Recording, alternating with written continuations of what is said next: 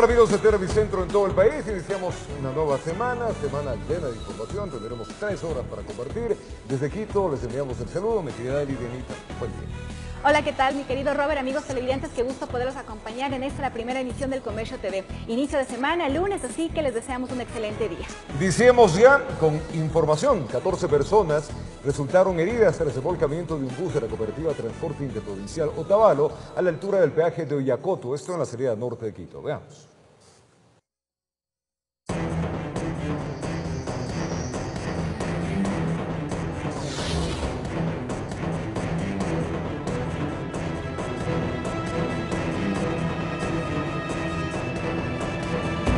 Cerca de las 6 de la mañana de este sábado, un bus de la Cooperativa de Transporte Interprovincial Otavalo se volcó 1 kilómetro antes de llegar al peaje de Oyacoto en la salida norte de Quito.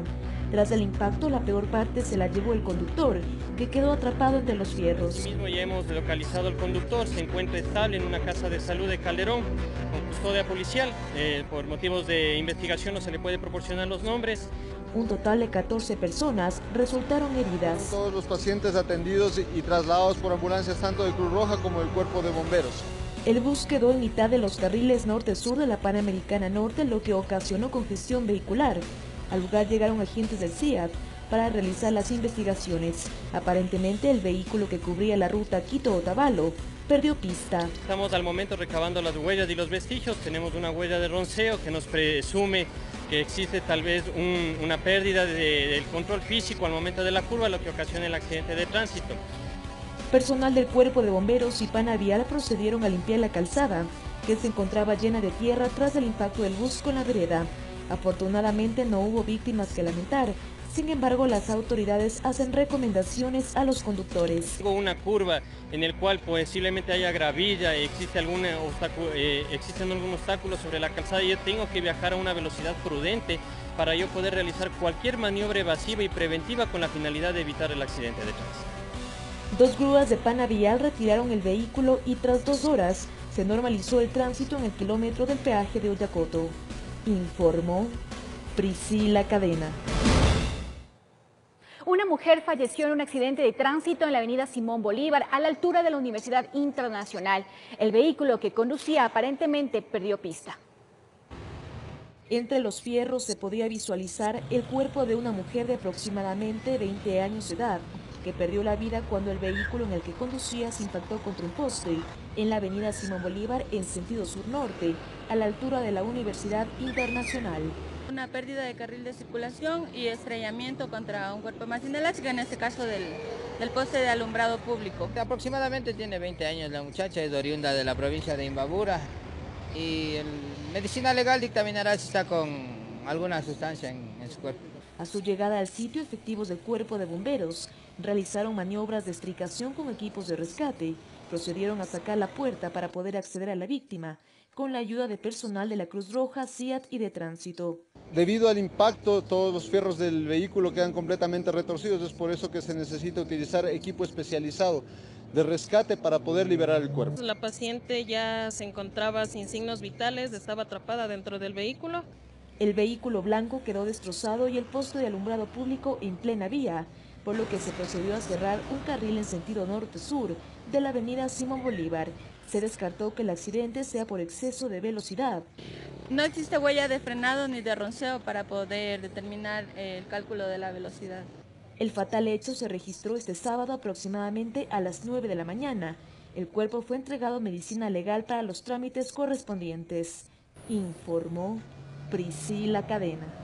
Estamos a las 6:59 de la mañana. Vamos a contarles ahora que un camión se volcó en el sector de La Tola. Los ocupantes sufrieron lesiones leves. Al parecer, el hecho ocurrió por evitar chocarse con otro vehículo.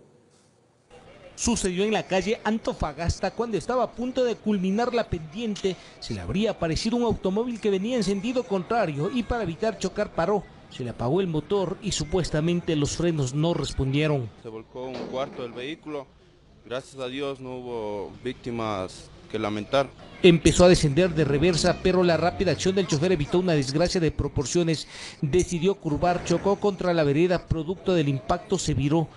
Evitó así ir contra viviendas, carros, incluso personas que estaban metros más abajo, sin tomar en consideración que alumnas de una escuela entraban y salían. Como es una desgracia con felicidad, si no, póngase que se va dentro de la tienda de la señora o a la escuela. El muro es el que le contiene al señor. Al sitio llegaron elementos del cuerpo de bomberos, quienes rápidamente trabajaron para evitar que el combustible derramado pueda prenderse. A nuestra llegada ya las personas habían salido por sus propios medios, fueron evaluadas por el paramédico del cuerpo de bomberos y no presentan complicaciones a su salud. Con las seguridades del caso, el camión fue levantado por una wincha y sacado de la zona de riesgo. La calma a este sector de la Tola retornó luego de una hora. La calzada fue limpiada por los bomberos. Se hizo un control del derrame de combustible de los tanques del mismo. Se lo aisló las fuentes de ignición cortando el suministro de energía del mismo camión. Accidente que a más de uno causó gran susto, pero que en esta ocasión la suerte estuvo del lado de todos. No hubo daños ni al bien público y tampoco al privado. El vehículo sigue su ruta porque no tenemos daños a la propiedad privada ni pública, solo los daños del vehículo. Otra de las ventajas que estaba vacío y el conductor en cuestión de segundos tomó la decisión acertada. En Quito informó Iván Casamen. 7 personas resultaron heridas tras un accidente de tránsito en la vía E35 a la altura del relleno sanitario de Linga. El vehículo se volcó en la vía E35 en el sector del relleno sanitario de Linga. La emergencia se reportó a las 6 de la mañana de este domingo. Aparentemente el accidente sería por una pérdida de pista. Se trata de un accidente de tránsito de tipología pérdida de carril circulación. Tenemos un estrellamiento y un volcamiento lateral de un cuerpo. 7 personas resultaron heridas, entre ellas un bebé, un niño y 5 adultos, que fueron extraídos del automotor por personal del cuerpo de bomberos y trasladados a las diferentes casas de salud. Sobre el accidente se manejan varias hipótesis. Otra situación indicaban que tal vez fue por evitar un atropello a un peatón que supuestamente había cruzado la vía. Partes del vehículo quedaron en la cuneta y en la vía, mientras que efectivos del cuerpo de bomberos procedieron a limpiar la calzada. El vehículo fue retirado del lugar y posterior fue habilitada la vía E35, única conexión directa entre el Valle de los Chillos y el nororiente de Quito. Informó Priscila Cadena. Vamos a comentarles ahora que un joven de 22 años murió al caer en un molino de hielo en el interior de una fábrica. Esto sucedió en el kilómetro 10 de la vía Daule. El cuerpo fue rescatado por una cuadrilla de voluntarios del Cuerpo de Bomberos de la ciudad de Guayaquil.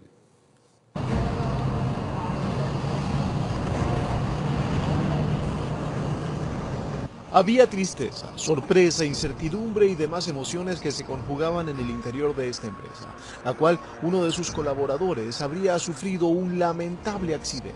Lo que hemos encontrado pues es un molino de hielo que tenía pues a una persona atrapada y la misma pues, que perdió sus signos vitales. Nos hemos venido pues de la manera más rápida posible para poder salvar la vida, pero desgraciadamente pues la persona ya tenía mucho tiempo dentro de ese molino. Es por ello que distintas unidades de socorro llegaron al punto para verificar la novedad.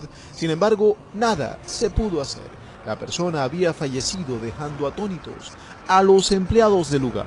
De los comentarios que existen de los trabajadores, este individuo ha ingresado al congelador. Momento tiene un descuido que pisa mal y se cae en un triturador de hielo.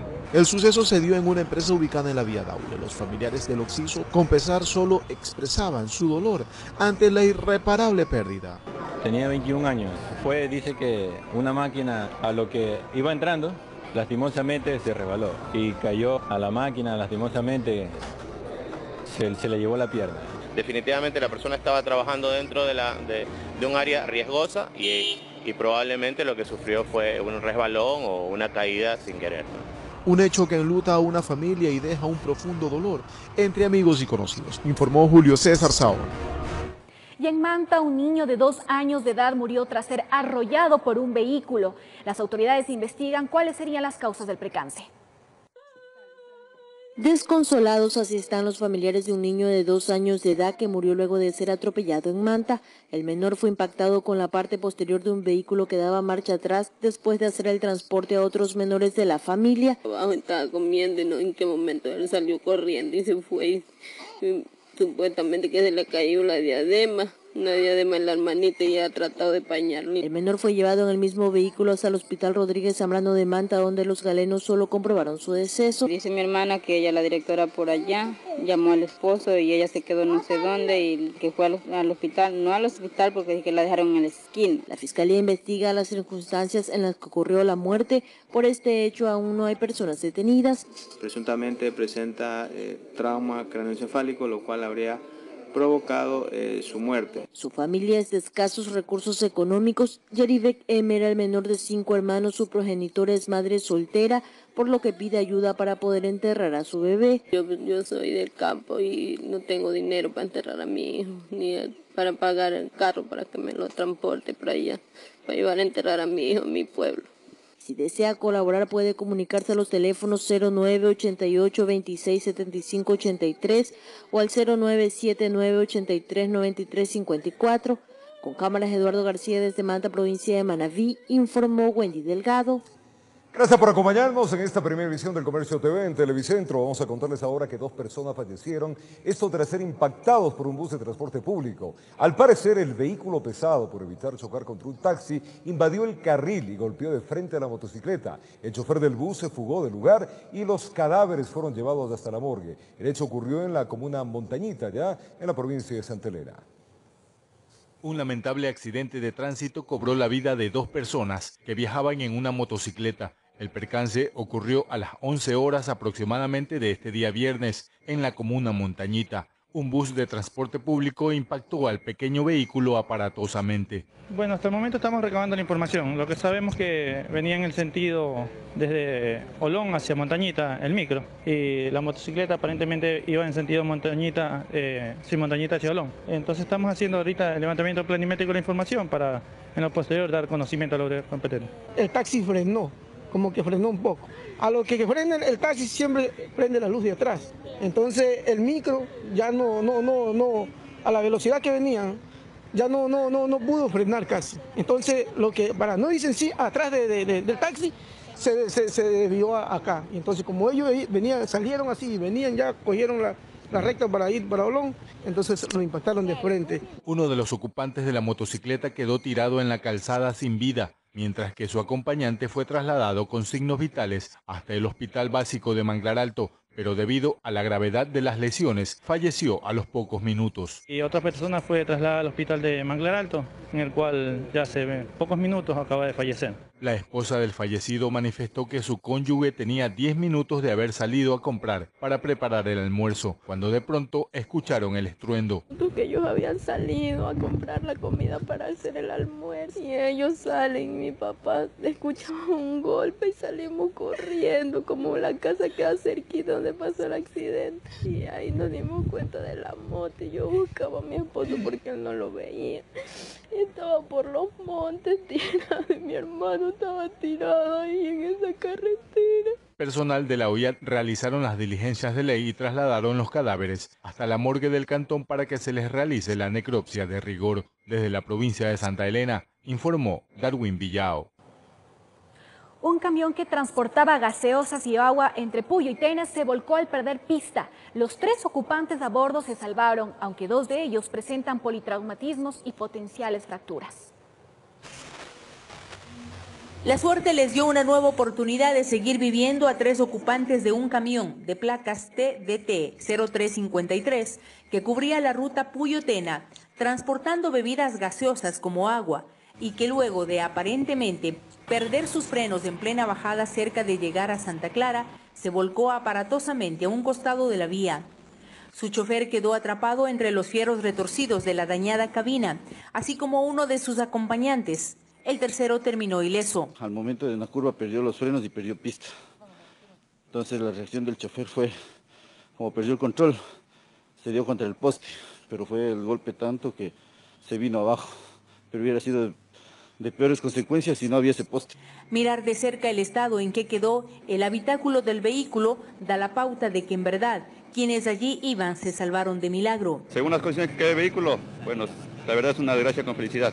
Cerca de llegar a la mitad de su recorrido, el chofer notó el daño mecánico y buscó realizar alguna maniobra emergente para reducir el inminente riesgo que corrían sus vidas. Todo fue tan rápido que no se piensa en nada. Él solo pensó en sostener el control, pero ya no pudo hacer más. Lo suave del terreno, que era de lodo, también ayudó a reducir la fuerza del impacto de la cabina con el suelo. Los cuerpos de los heridos fueron evacuados al Centro de Salud de Santa Clara, donde recibieron los primeros auxilios, antes de ser enviados en una ambulancia del ECU 911 a emergencias del Hospital General Puyo. Estaban estables, con politraumatismos y con potenciales fracturas. Se los trasladó para que se les dé una atención a nivel secundario. Necesitaban algún tipo de radiografía y otro examen complementario para descartar alguna fractura interna. La curva donde se registró el accidente ha sido escenario de otros hechos similares, donde varias personas han perdido sus vidas. Desde la provincia de Pastaza, informó Carmita Argotti. Contarles ahora que alrededor de 5 kilos de droga fueron decomisados en el sector de Chillogallo, en el sur de Quito. 2 hombres que al parecer se dedicaban al expendio de estas sustancias fueron detenidos. Uno de ellos es menor de edad.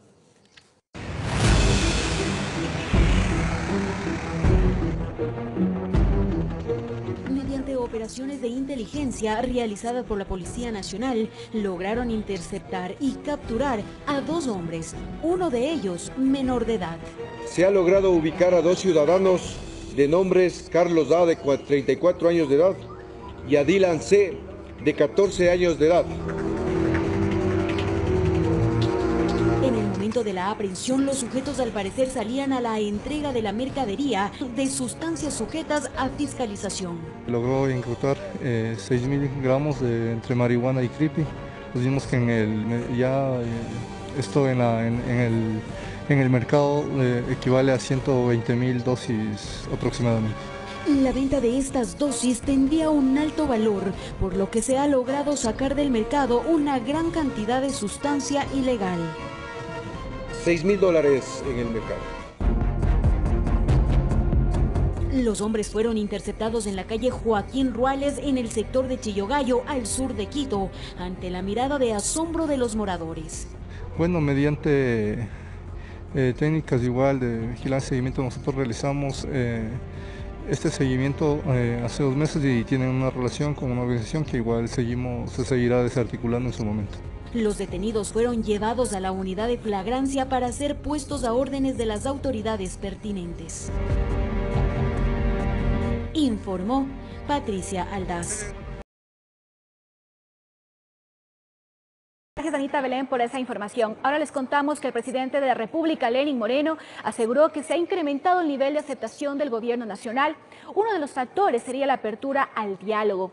En el gabinete ampliado desarrollado en Sangolquí, se anunció que en los próximos días se firmará el decreto de austeridad. Se trata del primer gabinete ampliado, en donde se sacó una radiografía a los 30 primeros días de gestión del actual gobierno.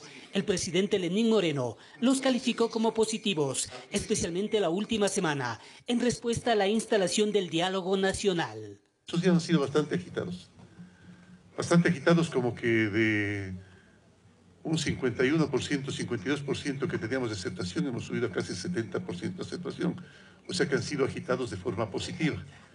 Es nuestro espíritu y lo hemos comunicado a ustedes, el hecho de que no se haga absolutamente nada para las personas, nada para las instituciones, sin que previamente se consulte a las personas y a las instituciones o a las localidades. Carlos de la Torre, ministro de Economía y Finanzas, centró su explicación en la estrategia de austeridad. Manifestó que como parte de la planificación económica se pretende reducir la brecha fiscal. Se ha establecido un techo para el programa anual de inversiones de $5.454 millones.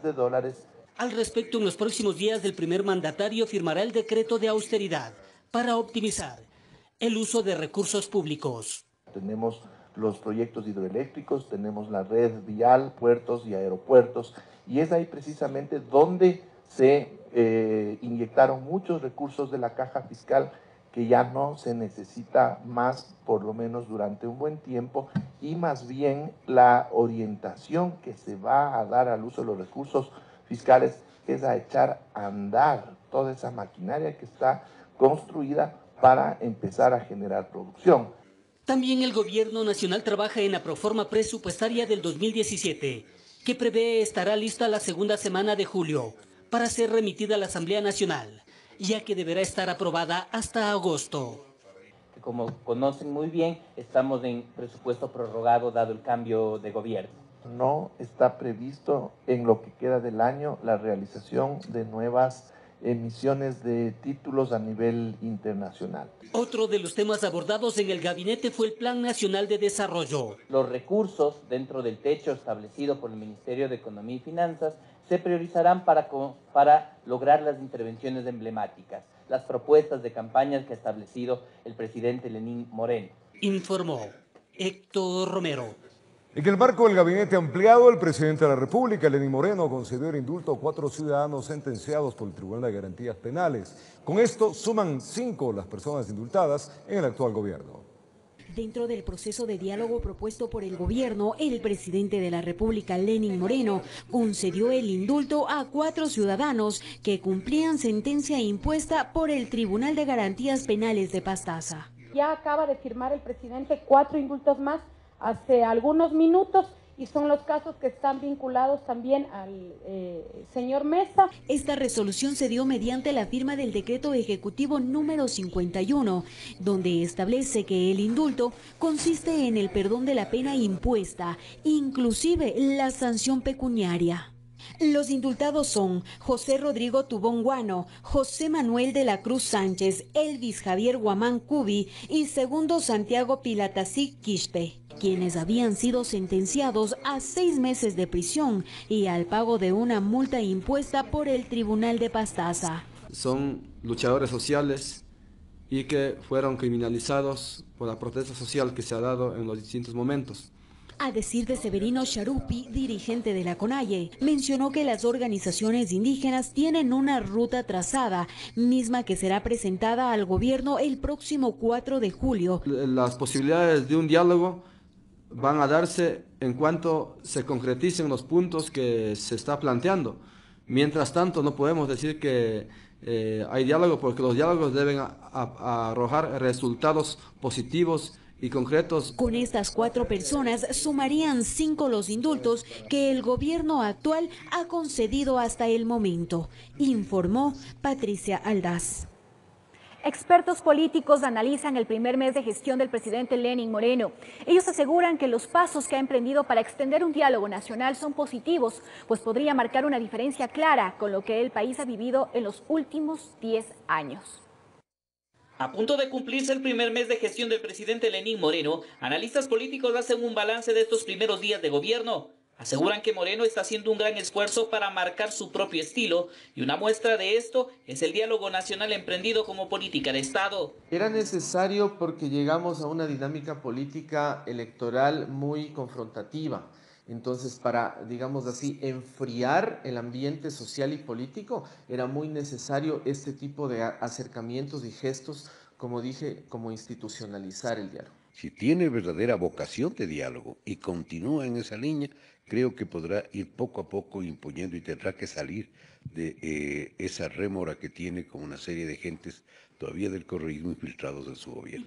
Que eso lo diferencia grandemente del anterior régimen. Extender la mano y sentarse a dialogar con la oposición, con empresarios y trabajadores, da la pauta de una diferencia marcada. No necesariamente eso significa que el gobierno puede ir por otra orientación, pero sí tomar en cuenta de alguna manera, por lo menos escuchar las posiciones de las autoridades. Ojalá no se quede en la dada de mano, ojalá no se quede en las sonrisas de momento y ojalá se materialice. Yo tengo todavía dudas, pero prefiero ser positivo y esperar que todo salga bien.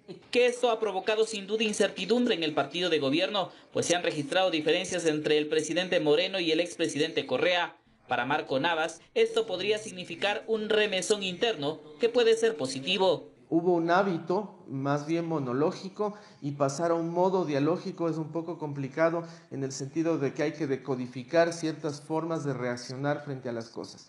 Pero si sale fortalecido, como yo creo, Alianza País de ese desafío, va a ser un partido político mucho más incluyente. León discrepa, asegura que estas diferencias, sin duda, terminarán por romper la hegemonía del poder absoluto. Estos grandes movimientos no tienen heredero, ¿no? Y Correa no tiene heredero, y esto queda demostrado. Probablemente su partido entrará en crisis, probablemente su movimiento se romperá, porque ciertamente prevalecerán las dos líneas Ahora habría que ver cuál de las dos tiene más poder para imponerse. Son las conclusiones a las que llegan estos expertos políticos ante el primer mes de gobierno de Lenín Moreno.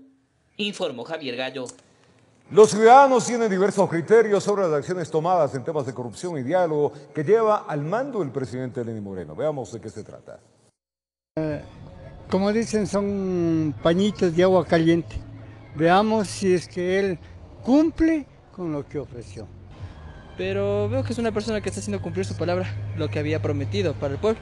Hay que ver con el tiempo, si que lo ofrecido se lo cumple.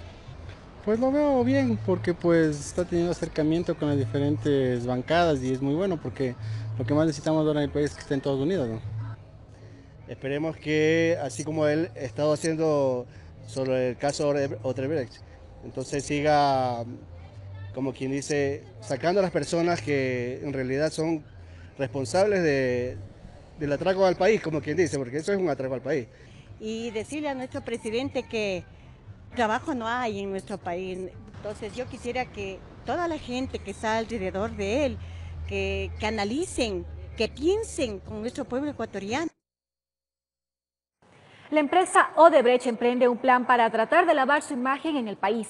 Uno de los delegados de la constructora expresó el deseo de mantenerse en Ecuador. Además, indicó que respetan las investigaciones que impulsa la Fiscalía ecuatoriana en este caso de corrupción. Michael Munro es el abogado estadounidense que impulsa en varios países la aplicación de un plan de conformidad de la empresa Odebrecht para tratar de lavar su imagen. Todo esto ante el escándalo de corrupción que sacude a varios países. Munro asegura que Odebrecht busca poder seguir contratando en el país. Queremos en el Ecuador nosotros poder demostrar que aquí está una compañía que ha cambiado y que puede hacer las cosas de manera correcta. Y eso es lo que estamos pidiendo. Estamos pidiendo una oportunidad para hacer eso. Esto a pesar de que ya hace varios días dentro de la Asamblea Nacional se ha dicho que pedirán la expulsión de Odebrecht de Ecuador. Exigimos la expulsión definitiva e inmediata del país de esta empresa corrupta y corruptora, de sus directivos y de sus representantes. En Odebrecht dicen estar dispuestos a colaborar con lo que las autoridades judiciales dispongan y que respetan las acciones emprendidas. El funcionario se negó a entregar detalles de las delaciones realizadas por altos ejecutivos de la empresa con respecto a Ecuador.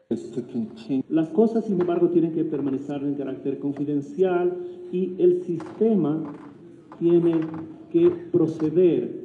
Nosotros tenemos que respetar a los gobiernos y su gobierno o su fiscal general en su oficina ha tomado en cuenta este tema.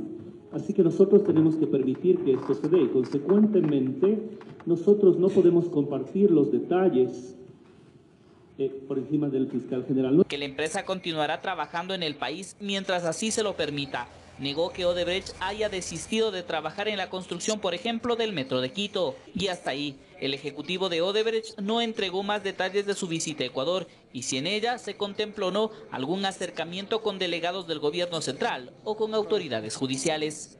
Informó Javier Gallo. Es el pasado jueves 15 de junio que el bloque Alianza País solicitó al Pleno del Consejo Metropolitano un informe sobre la situación de Odebrecht en el metro de Quito. De esto hay que recordar tras el allanamiento que realizó la fiscal Tania Moreno a las oficinas del metro. Dicho informe fue programado para el viernes 23. Sin embargo, el documento dejó muchas dudas según los concejales. Veamos. Tras más de 6 horas de sesión de consejo, el tema esperado era el relacionado con Odebrecht. Sin embargo, el malestar se sentía en la sala tras la presentación de 4 diapositivas que dio el gerente del Metro de Quito, Mauricio Anderson. Que se le haya pedido el 3 de mayo información y estamos a finales de junio y no se tenga ninguna información nueva. Después de todos los problemas que ha causado esta empresa Odebrecht. Durante su intervención, Anderson explicó que el municipio ha pedido por escrito al consorcio Acciona Odebrecht información sobre el proceso de salida de la empresa brasileña de dicha alianza. Hasta el momento, hasta el día de hoy, el municipio del Distrito Metropolitano de Quito no ha recibido información sobre el perfeccionamiento de los actos jurídicos que deben celebrarse entre los miembros del consorcio para la reconformación del mismo. Eso es sumamente preocupante, alcalde, y eso no es cuestión de tino ni de delicadeza. Es un tema de responsabilidad del consorcio que se le conteste a su contratante municipio de Quito. Ante las fuertes críticas, el alcalde Mauricio Rodas defendió la posición del municipio. Nosotros no podemos establecer plazos, porque la ley no lo establece, concejala. ¿Qué más quisiéramos que exista aquello? Pero la ley es clara. La ley, y nosotros estamos cumpliendo la ley, porque el no hacerlo pondría en riesgo el proyecto el día de mañana. Lo volvería vulnerable jurídicamente. Es lo que quiero que ustedes comprendan. Tenemos que ser absolutamente cuidadosos en esto y así lo hemos sido. El municipio de Quito hizo lo que le corresponde al emitir su autorización, a través de la cual viabilizó la reconformación del consorcio mediante la salida de la empresa Odebrecht, y lo hizo de forma inmediata. El procurador del municipio explicó que legalmente la situación del consorcio sigue siendo la misma porque los miembros aún no han respondido sobre la salida de Odebrecht. Se ha confundido lo que es información con lo que es información del desenlace del proceso de cesión. Se ha tratado de explicar al seno del Consejo que lo que esperamos es que se produzca dicho desenlace para entonces poder informar los detalles de cómo se ha producido dicho desenlace. Y tan pronto se cuente con esa información, será facilitada tanto al Consejo cuanto a la ciudadanía. Se hizo hincapié en que la situación del consorcio no ha retrasado la obra ni interfiere con su progreso y por el contrario se aseguró que avanza a grandes pasos. Hoy el proyecto tiene un avance aproximado de un 30% más o menos, con un número de 37 frentes de obra abiertos. Informó Andrea Valareso. Y este lunes arranca la campaña de valores, mediante la cual se pretende rescatar personajes históricos y emblemáticos, cuyas fotografías reemplazarán a la del presidente de la República en entidades estatales, como se acostumbraba. La campaña Valores y Personajes Emblemáticos arranca con la imagen de Manuel Espejo, prócer de la independencia. Que desde el día lunes va a reemplazar en los ministerios, en las instituciones, en los despachos, de los compañeros ministros, a la imagen que tradicionalmente se colocaba del presidente de la República. La iniciativa responde al pedido del presidente Lenín Moreno. Esto conllevará también conferencias, mesas redondas, conversaciones en la televisión sobre el personaje. Se hará un cómic sobre ese personaje, también spots de televisión sobre su vida y su historia. El Ministerio de Educación hará lo propio en la recuperación de nuestros referentes más destacados de la historia nacional. A través de esta campaña de personificación de la historia, lo que queremos también es reconstruir un debate necesario en nuestras unidades educativas alrededor de la investigación de estos personajes. De esta forma ya no estará el retrato del jefe de Estado en los despachos ministeriales ni embajadas. El costo va anclado a los presupuestos de los diferentes ministerios, no se incurrirá en ningún costo mayor, simplemente, como tú ves, la impresión no es una fotografía, se ha pedido el aporte de artistas. En este caso, este retrato es de Enrique Estuardo, se irán rotando los artistas. Los personajes a ser escogidos todavía no se definen y son analizados por una comisión interinstitucional entre el Ministerio de Cultura y Educación, con la participación de la sociedad civil, informó Héctor Romero. El presidente Lenín Moreno cumple su primer mes al mando del país. Vamos a pedir para analizar este tema y otros a Andrés Jaramillo, él es el editor de la sección política del diario El Comercio. Buen día, Andrés. Hablamos de este tema. ¿Cuál sería el balance y cómo se ha movido políticamente este primer mes? Buen día, Andrés. Roberto, amigos, amigas, un excelente inicio de semana. Lo que se ve es que hay un intento importante del presidente Lenín Moreno por tratar de diferenciarse del anterior exmandatario y también de su gobierno. Topemos, por ejemplo, el tema de los indultos. Ya son 5 indultos que se han dado a dirigentes que participaron en protestas y fueron sentenciados por protestar precisamente contra el anterior gobierno. Además, fíjate que ha involucrado en sectores, en espacios de decisión, a empresarios, a sectores gremiales, algo que no pasaba en una administración anterior. Y fíjate lo que acabamos de ver, esta medida simbólica de quitar el cuadro del presidente de los despachos. Hasta hoy todavía se mantenía el del presidente Correa. Luego de hoy ya será reemplazado por Manuel Espejo. Sin duda es simbología, pero ¿qué tan efectivo ha sido el combate a la corrupción que heredó del gobierno anterior? Ha sido una de las papas calientes y precisamente por eso han hecho que eso no esté en las manos del presidente Lenín Moreno. Más bien se lo ha delegado a la Asamblea Nacional. Ese es el escenario en donde se está discutiendo el tema. Y hoy precisamente está previsto que vaya, o que al menos fue llamado, el ex fiscal general Galo Chiriboga para responder, por ejemplo, si es que él conocía de información durante la campaña de lo que estaba ocurriendo alrededor del caso Odebrecht. Todos los entretenores, los detalles que haya de esto, Roberto, por supuesto los tendremos en El Comercio TV. Bueno, eso habrá que ver en el transcurso de este día porque es una noticia caliente que sin duda va a sacudir. Pero contame algo y también el público lo quiere saber. Se ha cambiado a 17 gobernadores de diferentes provincias. ¿Por qué? ¿Por qué esta decisión de cambiar 17 de los 24? Las gobernaciones, al menos en estos últimos 10 años, han servido de plataforma electoral. Han sido precisamente los trampolines para que puedan candidatizarse algunas de las figuras que son importantes en el movimiento Alianza País. Recordemos el caso de Gabriela Rivadeneira, por ejemplo, ella fue gobernadora de Imbabura antes de ser legisladora, ella fue presidenta del legislativo. Lo mismo ha ocurrido con Viviana Bonilla, que fue gobernadora, luego candidata a la alcaldía y ahora es una legisladora más de la Asamblea. Y ya aparecen los nuevos cuadros. Fíjate que en Guayas está José Francisco Ceballos, presidente de Barcelona y ministro del Deporte, una persona muy conocida que podría ser quien tercie para la alcaldía de Guayaquil, en este que es uno de los bastiones socialcristianos. O sea, de alguna manera se está capitalizando a gente que es un poco nueva dentro del gobierno y que tiene alta popularidad. ¿Qué pasó entonces con los anteriores? Tomemos en cuenta que de alguna manera es un mismo partido político, ¿no? Los hermanos Alvarado, Patiño, Alexis Mera, ¿dónde se quedaron ellos o son de otra tendencia? Dictando conferencias, en algunos casos, o dedicados a lo que hacían antes de llegar al gobierno. Una evidencia más, Roberto, de este intento de descorreizar el país. Ok, está muy claro. Habrá que seguir viendo, mi querido Andrés, cómo transcurre los días de este nuevo gobierno de Lenín Moreno, que de poco intenta ir desmarcándose de lo que fue el correísmo. Andrés, te mando un abrazo grande, una buena semana para Andrés Jaramillo. Nosotros hacemos una pausa aquí para retornar con más información aquí en El Comercio TV. Y más adelante en el primer noticiero les contamos que el niño que fue quemado por unos menores de edad cuando aparentemente jugaba, se viajará a Boston, Estados Unidos, a recibir un tratamiento intensivo. También vamos a comentar al retornar que 5 personas fueron detenidas por captación ilegal de dinero. Esto es más en El Comercio TV. Ya venimos.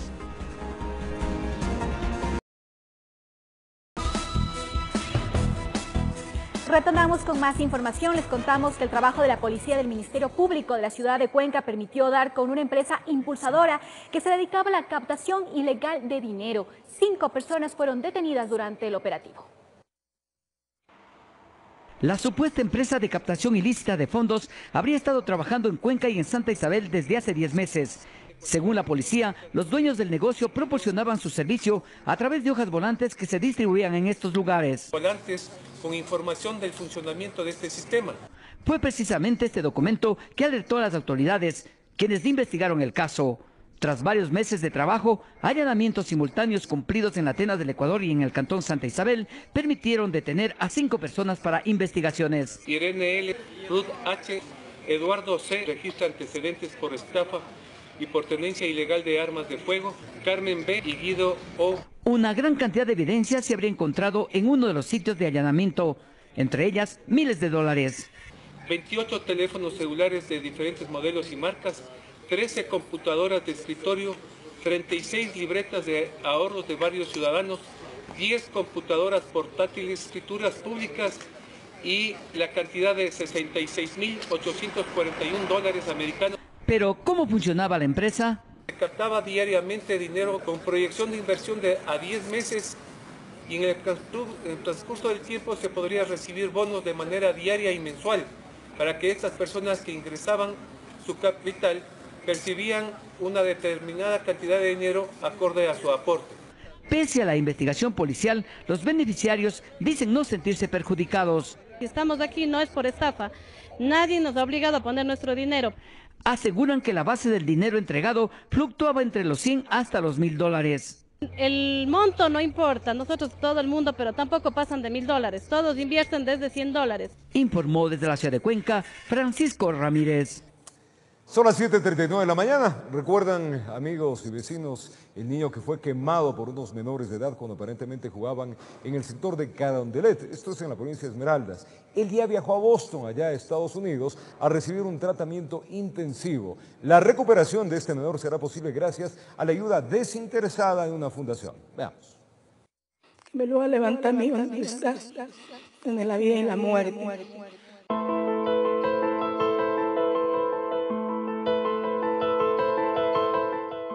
La esperanza y la fe de la familia de Steven, el niño que fue quemado por unos muchachos, han logrado conmover los corazones de la organización Shriners en Quito, quienes realizaron todos los trámites para que el pequeño viaje hacia la ciudad de Boston en Estados Unidos, donde se le practicará un intenso tratamiento para que se recupere de las graves quemaduras.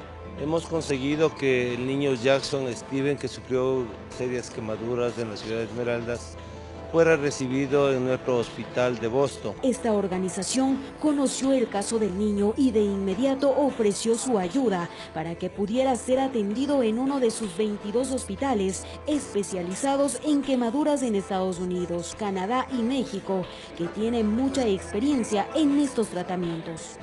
Ya tuvimos una anterior experiencia con el bombero Josué, que tras nueve operaciones está en franca recuperación y rehabilitación. Steven sufrió quemaduras en el 65% de su cuerpo y se encontraba en estado crítico en el hospital. Este incidente se habría dado debido a que unos muchachos, supuestamente jugando, le rociaron gasolina y le prendieron fuego.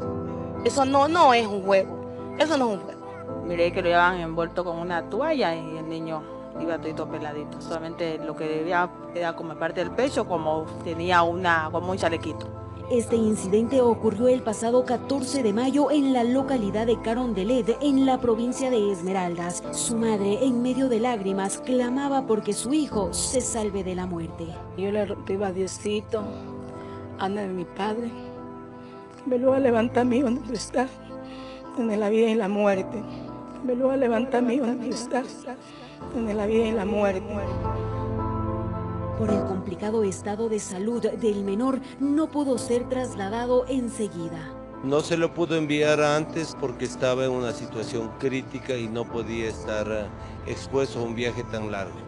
Se espera que Steven regrese después de 4 meses de tratamiento para continuar luchando por su recuperación y por el sueño de algún día ser futbolista. El niño viajó el día viernes en la noche. Los médicos han reportado que está en condición estable. Informó Patricia Aldaz.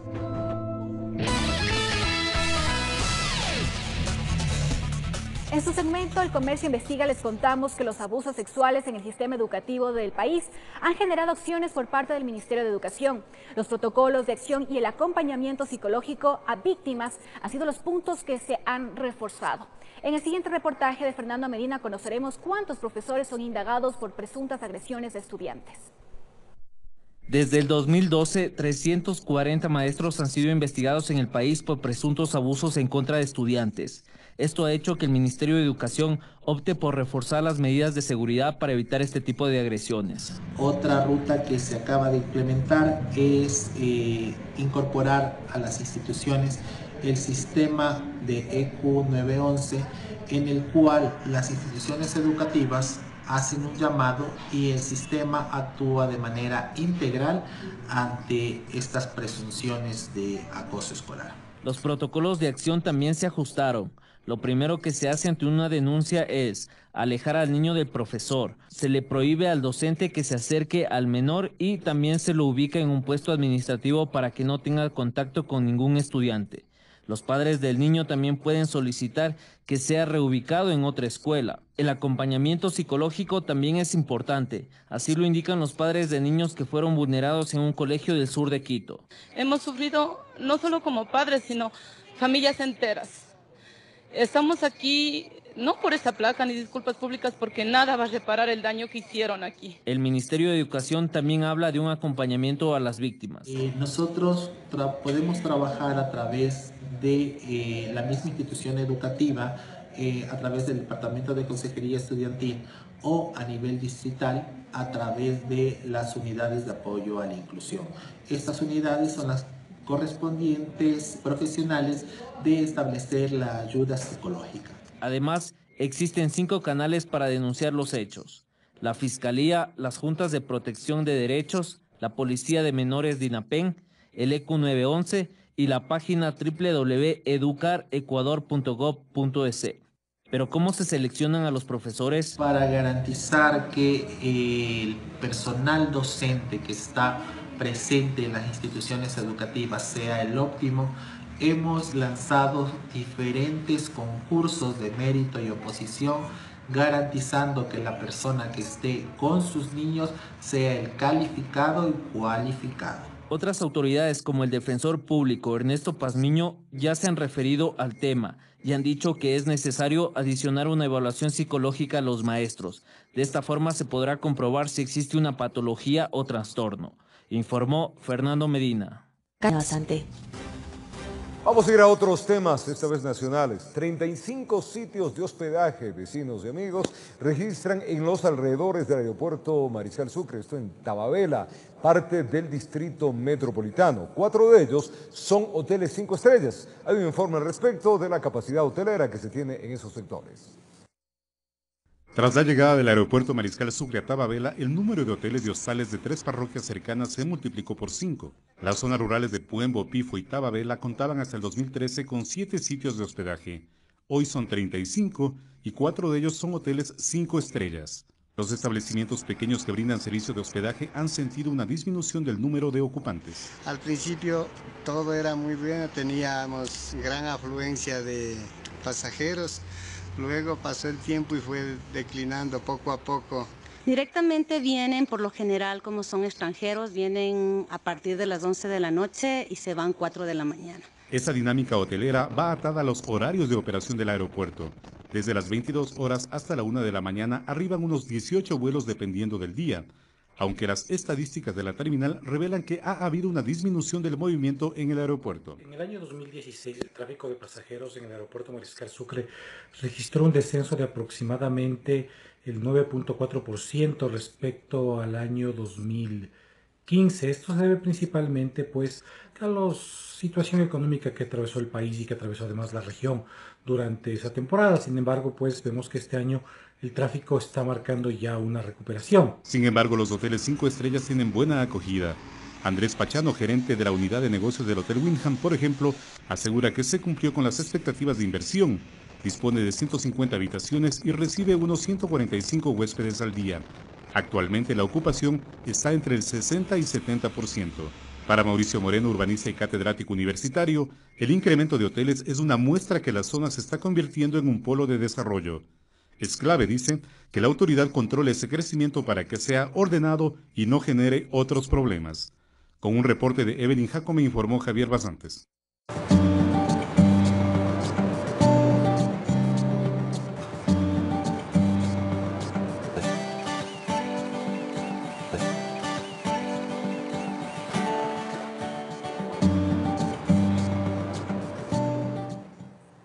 El cacao es un fruto que data de varios años y su origen a escala nacional es en Zamora Chinchipe.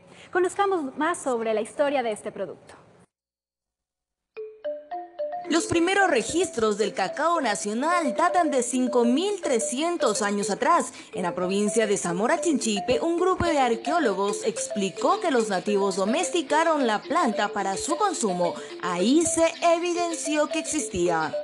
Una sorpresa muy grande encontrar los vestigios de una antigua civilización, tan antigua como Valdivia, inclusive contemporánea con Valdivia de la costa del Pacífico. En esta zona donde nunca se habían hecho estudios, se abre una caja de Pandora y sale una serie de evidencias, como por ejemplo el cultivo del cacao. En este centro arqueológico en Santa Ana, en el cantón Palanda, aquí en estas excavaciones, en donde se encontró y evidenció que el origen del cacao se da en la cuenca del río Mayo, en Zamora Chinchipe, en Ecuador. Por las muestras encontradas, por las pruebas arqueológicas, como dije anteriormente, pues el almidón más esa mazorca de cacao hecha en piedra, que ellos la trabajaron, ellos la tallaron. Mucho se ha hablado de su verdadero origen. Se decía que era en México, pero los últimos estudios de hace más de 10 años revelan que no era así. Aquí ha sido el origen del cacao y desde aquí se fue el cacao expandiéndose hacia el norte, hacia el sur, Mesoamérica, México, donde se pensaba que estaba el origen del cacao. Resulta que no es así, resulta que está aquí. Esta es la historia, pero ¿cuáles sus derivados? Podemos probar el licor del cacao, el cacao en polvo y las deliciosas barras de chocolate gourmet. Este producto es que tiene una serie de antioxidantes que ayuda a los beneficios de la salud de las personas. Ayuda también a evitar lo que son las enfermedades cardíacas. Para lograr este producto de calidad, el cacao pasa por un proceso de secado de madera artesanal, luego por una máquina y posteriormente a las marquesinas, a una temperatura de 40 grados en donde se elige el mejor grano. Producto de bebidas hidratantes con productos nativos de la zona. Es satisfactorio saber de que siempre se está mejorando e innovando en las cosas que están de actualidad. Me llama mucho la atención eso. El cacao es nuestro y se trabaja para darle el valor que se merece. Consumamos primero lo nuestro. En Zamora Chinchipe informó Marcela Constante. 7:55 minutos, es momento de una actualización noticiosa desde nuestra página web. El Estado destina al mes 20 días hábiles, $6.46 por estudiante según el Ministerio de Educación. Este año el programa de alimentación escolar llega a 3.053.870 alumnos del sistema público, es de 7% más en comparación con el 2016. En la última década, el programa de alimentación ecuatoriano registró varios cambios. Se pasó de ofrecer colada a néctar de frutas y leche de sabores. En noticias de actualidad, un grupo de ecuatorianos que han sido deportados desde los Estados Unidos cuentan sus experiencias luego de ser detenidos por las autoridades migratorias del país norteamericano. Y en otro ámbito noticioso, el capitán Esteban Cárdenas del Cuerpo de Bomberos de Quito explicó los detalles del accidente del sábado 24 de junio en la Panamericana Norte, a 1 kilómetro del peaje de Oyacoto. 14 personas resultaron heridas y fueron trasladadas al hospital de Calderón. Si usted desea conocer esta y otra información, ingresamos en www.elcomercio.com y así nos mantendremos actualizados durante este lunes. Continuamos con más información, no se despegue de la señal de Televicentro. Gracias, mi querida, te mando un abrazo grande, Ali, vamos a retornar con el primer noticiero de la comunidad, importante información. Así es, les vamos a contar que el Consejo Metropolitano ya conoció el informe para debatir la ordenanza que regularía las tarifas de transporte público. Muy bien. Y también, muchísima atención, se debate sobre la regularización de más de 8.000 taxis en la ciudad de Quito. Así que mucha atención, estas son las informaciones iniciales del noticiero de la comunidad. Eso con visitando el barrio, los directos que tendremos, así que vecinos, un minuto más, ya venimos.